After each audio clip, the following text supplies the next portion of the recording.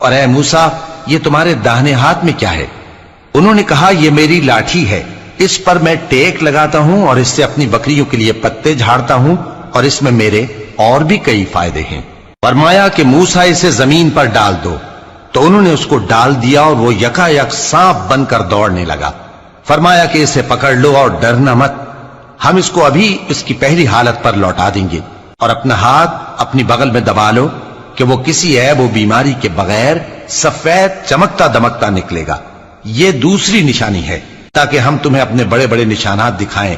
تم فرعون کے پاس جاؤ کہ وہ سرکش ہو رہا ہے۔ کہا اے میرے پروردگار اس کام کے لیے میرا سینہ کھول دے اور میرا کام آسان کر دے، اور میری زبان کی گرہ کھول دے تاکہ وہ میری بات سمجھ لیں، اور میرے گھر والوں میں سے ایک کو میرا وزیر یعنی مددگار مقرر فرما، یعنی میرے بھائی ہارون کو۔ اس سے میری کمر کو مضبوط کر اور اسے میرے کام میں شریک کر، تاکہ ہم تیری بہت سی تسبیح کریں اور تجھے کثرت سے یاد کریں۔ تو ہم کو ہر حال میں دیکھ رہا ہے۔